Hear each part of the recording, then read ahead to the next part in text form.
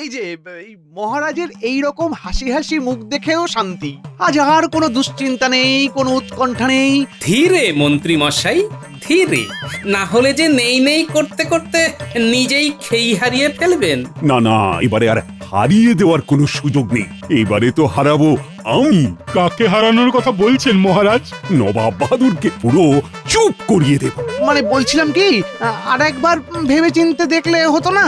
যা ভাবা সব ভাবা হয়ে গেছে মন্ত্রী। আগের বার নবাব সবাইকে মুর্শিদাবাদে ডেকে নিয়ে গিয়ে বেইজ্জত করেছিলেন। এবার তার মধুর প্রতিশোধ নেব আমি। সে না হয় নেবেন, কিন্তু তার জন্য যে নবাবকে কৃষ্ণনগরে আসতে হবে, সে ব্যবস্থা করা যাবে তো মহারাজ?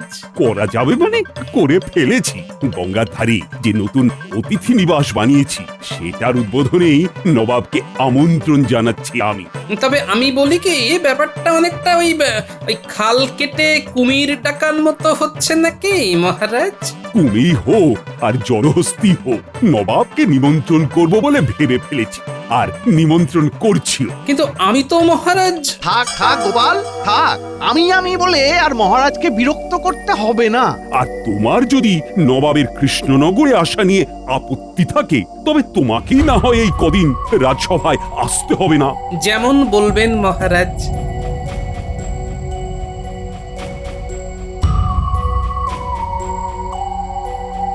হয়েছে, এবার গোপাল একেবারে জব্দ হয়েছে। তবে বলছিলাম কি মহারাজ, নবাব যেমন খুঁতখুঁতে, তাতে নবাবের আপ্যায়নটা। সেসব নিয়ে ভাবতে হবে না। নবাবের আপ্যায়নের ব্যাপারটা আমি সামলাবো। আর এই তালে যতটা যা হাতানো যায় হাতাবো।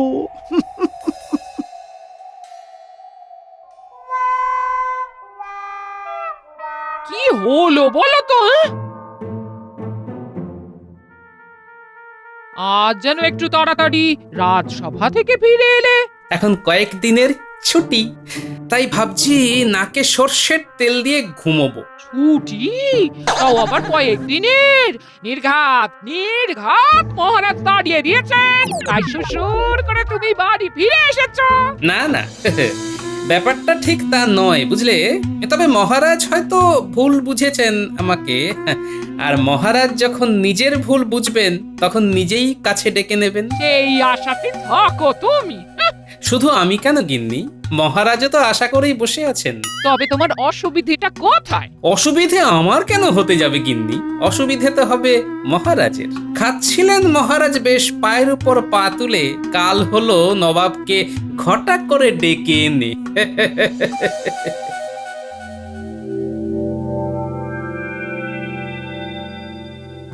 আবার কি নতুন ফরমান নিয়ে বসে আছেন জাহাপানা? ফরমান নয় উজির, ফরমান নয়। আমাকে কৃষ্ণনগরে যাওয়ার জন্য আমন্ত্রণ করেছে কৃষ্ণচন্দ্র। হ্যাঁ, বলেন কি? মনটা নিজে থেকে কেমন নিচে নিচে উঠছে, বুঝলে, নিচে নিচে উঠছে। কেন জাহাপানা? আরে এটা বুঝছো না, এবার যে কৃষ্ণচন্দ্রের নিজের ডেরায় গিয়ে তাকে নাকানি চৌপানি খাওয়াবো। আপনি যতই ও করেঙ্গে ভাবুন, আপনার কপালে কি আছে সেটা তো গোপাল ঠিক করবে। সময় আসুক। আবার আবার তুমি আমার সামনে দাঁড়িয়ে বিড়বিড় করছো। শোনো, যেমন যা বলছি চটপট ব্যবস্থা করো দেখি। হ্যাঁ হ্যাঁ হ্যাঁ, বলুন বলুন জাহাপানা, কি করতে হবে বলুন। বেশ, তবে তাই হবে। আপনি যেমন বলবেন জাহাপানা। আপনার হাতে ওটা কি মহারাজ?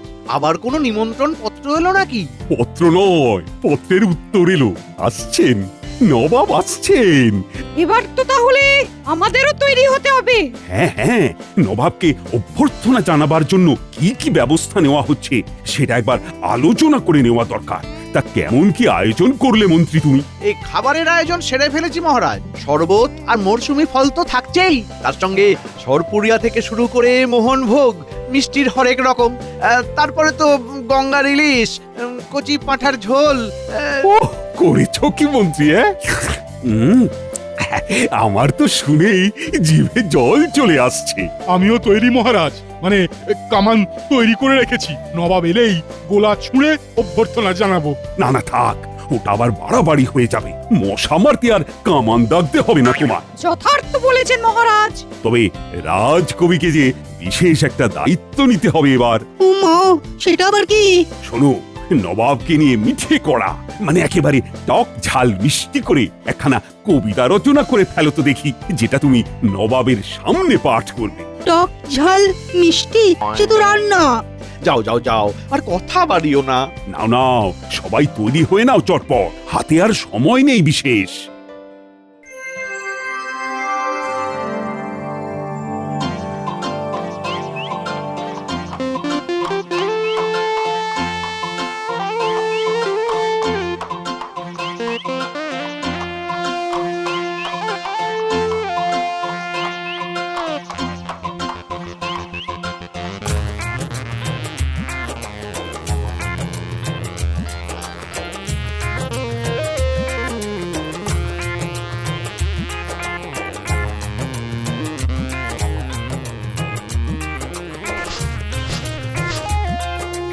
এই তো আমি এসে গেছি কৃষ্ণচন্দ্র। আমার কি সৌভাগ্য জাহাপনা, আসুন আসুন।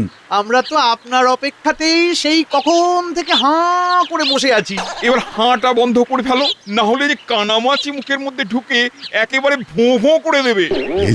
এই তো নবাব এসেই শুরু করে দিয়েছেন। আমি তবে কিছু বলি?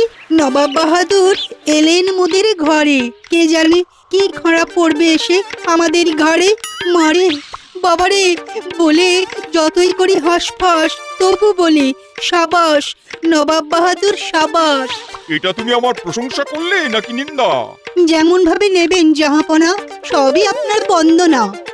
মোক্ষম বলেছ কবি, নবাবকে প্রথমেই একেবারে চমকে দিয়েছ। বেশ বেশ বেশ, কই উজির, সবার যে হাত খালি, দাও দাও দাও, সবার হাত ভরে দাও। হ্যাঁ হ্যাঁ জাহাপনা, এই তো আমি সব সাজিয়েই এনেছি।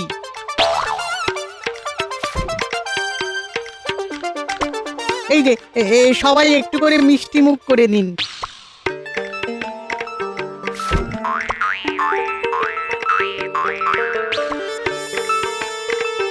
এইসবের আবার কি দরকার ছিল? দরকার তো ছিলই, এতদিন পরে এলাম, খালি হাতে তো আর আসা যায় না। আহা আহা, কি উত্তম চিন্তা! না না, আমি সর্বপ্রথম এই মিষ্টান্ন গ্রহণ করব।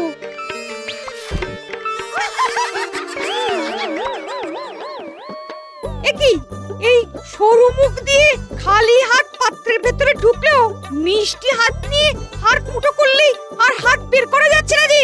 বেশ কিছুক্ষণ কসরত করার পরেও তো মিষ্টি হাত থেকে আর মুখে এলো না, না খেয়েই হাত বের করে নিতে হচ্ছে। মুখের সামনে খাবার, তবু তোমরা খেতে পাচ্ছ না? হ্যাঁ, এ কি কৃষ্ণচন্দ্র, এ কি অবস্থা? এই মরেছে, নবাব যে ভালো খেলা দেখাতে শুরু করেছেন। এখন মনে হচ্ছে গোপাল থাকলে এর একটা পাল্টা জবাব ঠিক দিতে পারত। সবাইকে তো দেখছি, কই গোপালকে তো দেখতে পাচ্ছি না। আপনি আসছেন শুনে গোপাল গা ঢাকা দিয়েছে নবাব বাহাদুর। সবাইকে ছেড়ে গোপালের খোঁজ করছেন কেন জাহাপনা? আসলে গোপালকে নিয়ে তামাশা না করলে যে আমার মনের আশা মেটে না উজির, কি করি বলো?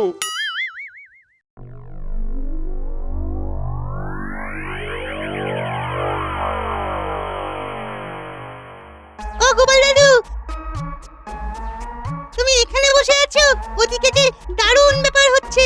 কোথাকার কোন ব্যাপারের কথা বলছিস বলতো তোরা? মুর্শিদাবাদের নবাব কৃষ্ণনগরে চলে এসেছেন, মানে একেবারে হই হই কাণ্ড, রই রই ব্যাপার। আর ওদিকে গঙ্গার পাশের অতিথি নিবাসও বেশ সুন্দর করে সাজানো হয়েছে। তুমি যাবে না গোপাল দাদু? গেলে ভালো, না গেলে আরো ভালো। আমি বলি কি, তুমি মহারাজকে যদি সত্যি ভালোবাসো, তবে মহারাজ কখন বিপদে পড়বে আর তোমাকে ডেকে পাঠাবে, তার জন্য অপেক্ষা না করে নিজেই গিয়ে মহারাজের পাশে দাঁড়াও। হ্যাঁ, এইটা কিন্তু দিদা একদম ঠিক কথা বলেছে দাদু, তোমাকে মহারাজের পাশে দাঁড়াতেই হবে। তুমি পাশে না থাকলে মহারাজের যে ফাঁকা ফাঁকা লাগবে। তোরা সবাই মিলে এইভাবে বললে আমাকেও যে অন্যরকম কিছু ভাবতেই হয় এবার। না, গিয়ে দেখি তাহলে নবাবের খাতির যত্নের কোনো ত্রুটি হচ্ছে কিনা।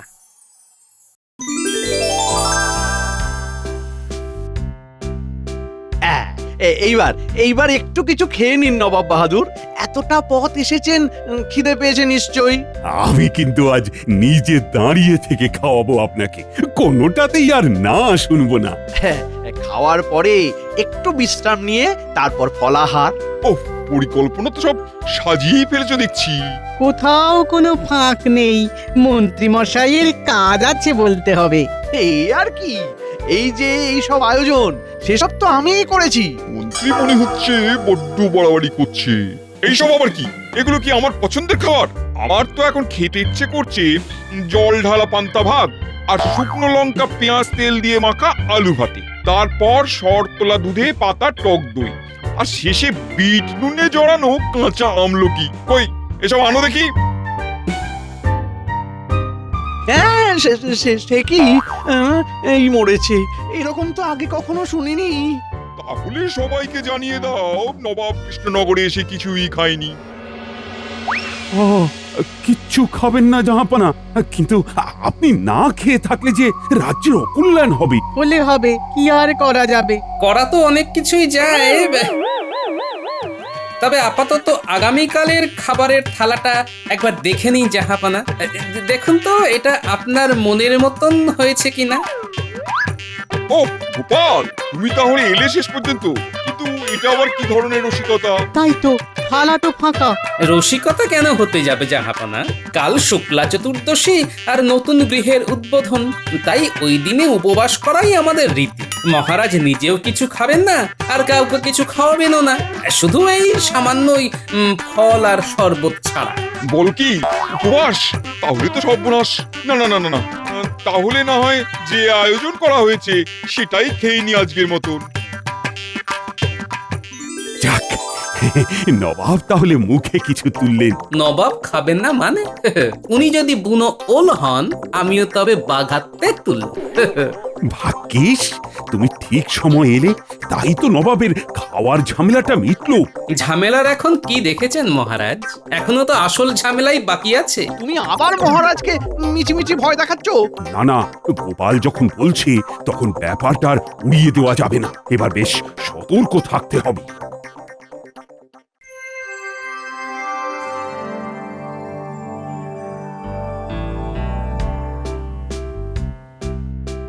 তাহলে এই তোমার সেই অতিথি নিবাস, এর জন্যই এমন উন্মাদনা? আচ্ছা, বাইরে থেকে আর কি দেখলেন নবাব বাহাদুর, ঘরের ভিতর ঢুকে দেখুন।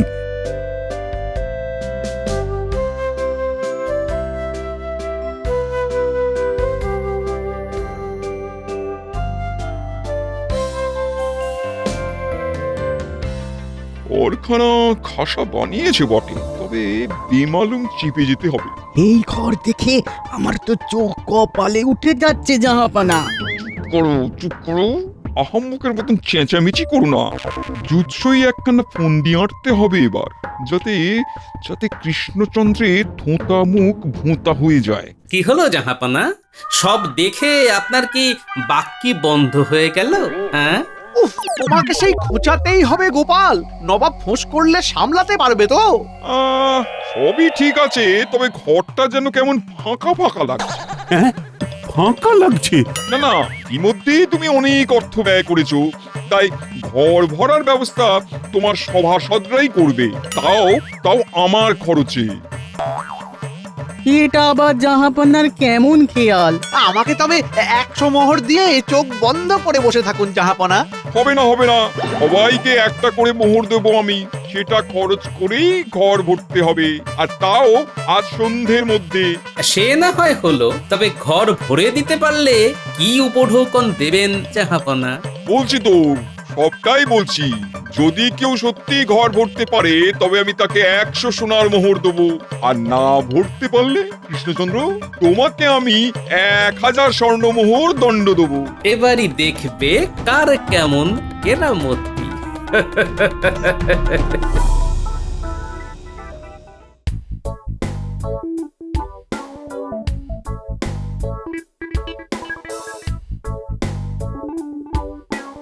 এই নাও ভাই। এই একটা মোহর দিয়ে কাপড় কিনতে এসেছেন, এতে আর কত কি হবে? হ্যাঁ, যাই হোক, কাপড় দিয়ে ভরে দেব ঘর।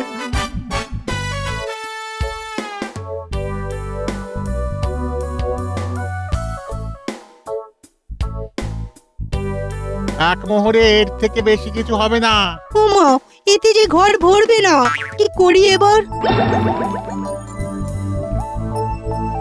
কি দেব বলুন সেনাপতি মশাই? এই যে এই এক মোহর দিয়ে ওই ঘর ভরানোর সমস্ত আসবাব দিতে হবে। নিয়ে এসো দেখি কি কি আছে।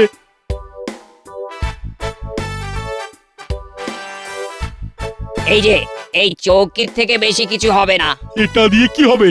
এতে ঘর ভরবে? সে আমি কি জানি, এই এক মোহরে এর থেকে বেশি আর কি হবে?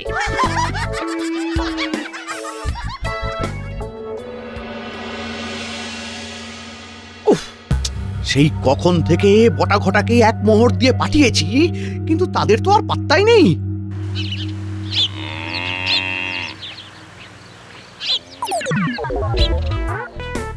এসে গেছি মন্ত্রী মশাই, এসে গেছি। একেবারে গাড়ি বোঝাই করে খড় নিয়ে চলে এসেছি। হ্যাঁ, দরদাম করে যা এনেছি তাতে ঘর ভরেও বেশি হবে, দেখবেন। এই, আমার কি কম বুদ্ধি নাকি? ভেবে ভেবে এমন একটা জিনিস আনিয়েছি যে নবাব থ হয়ে যাবে একেবারে। ওই আনন্দে থাকো তুমি। এই কটা ঘর দিয়ে ঘরই ছাওয়া যাবে না, আর তুমি কিনা ঘর ভরে দেবে বলছো। এই রে, এই বাবা, তাহলে এখন কি করি? গোপাল নির্ঘাত এবারেও তোমাকে টেক্কা দেবে। গোপালের বুদ্ধি? হ্যাঁ হ্যাঁ, ব্যাস ব্যাস ব্যাস ব্যাস, আর কিছু বলতে হবে না মন্ত্রী মশাই। একটু অপেক্ষা করুন, একেবারে টাটকা খবর এনে দিচ্ছি।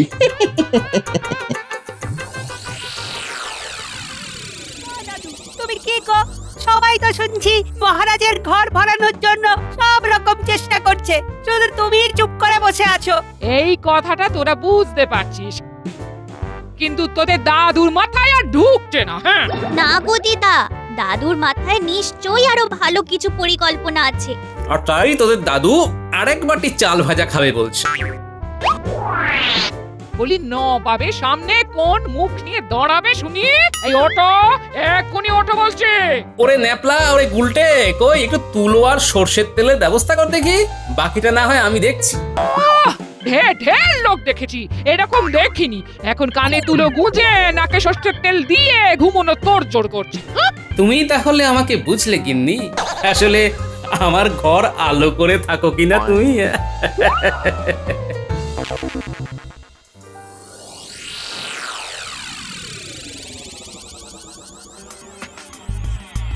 কিরে কিরে বটা ঘটা, কই কিছু খবর নিয়ে আসতে পারলি? এসেছি তো মন্ত্রী মশাই।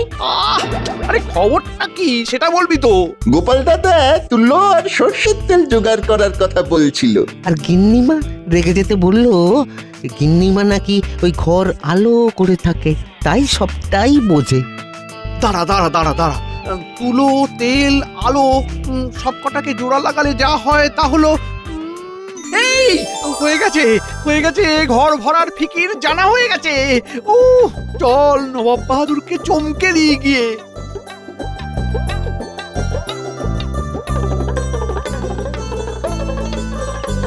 কই সবাই হাজির হয়েছে নাকি বাকি আছে কেউ? আমি ঘর ভরার জন্যে কাপড় এনেছি, এই দিয়ে ঘর ভরে কিনা দেখি। আমার এই চৌকি দিয়েই না হয় এই ঘর ভরানোর চেষ্টা করি। আমার মুহূর্তটা যে কোথায় হারিয়ে গেল, কিছুতেই খুঁজে পাচ্ছি না। কি যে করি? কাউকে কিচ্ছু করতে হবে না, তোমাদের বুদ্ধির বহর দেখে আমি যা বোঝার বুঝে গেছি। সত্যি তো, এসব কি? এই দিয়ে ঘর ভরা যায় নাকি? ঘর যে কি দিয়ে ভরা যায় সেটা তো আমি জানি। তাই নাকি? কি জানো দেখি? শুধু কথায় নয়, কাজে করে দেখাই তাহলে।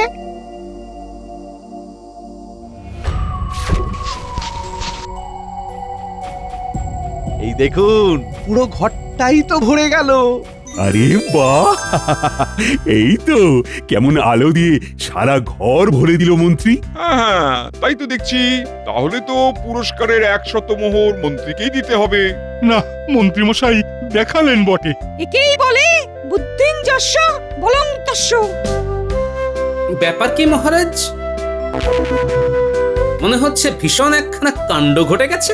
ঘটছেই তো, এই দেখো মন্ত্রী কেমন বুদ্ধি করে আলো দিয়ে ঘরটাকে ভরে দিয়েছি। না না না না না, মানতেই হবে মানতেই হবে, বুদ্ধির জোরে মন্ত্রী গোপালকে টেক্কা দিয়েছে। মন্ত্রীমশাই প্রদীপের আলোয় ঘর ভরেছেন বটে, তবে প্রদীপের তলাটা তো অন্ধকারই রয়ে গেল। হ্যাঁ তাই তো তাই তো তাই তো। যা ভয় করেছিলাম ঠিক তাই। গোপাল এসে আবার আমার পাকা ধানে মই দেওয়ার চেষ্টা করছে। তাহলে তো ঘর পুরোপুরি ভরল না জাহাপানা। ঘর ভরার জন্য হাতে গরম উপায় তো আমার কাছে আছে জাহাপনা।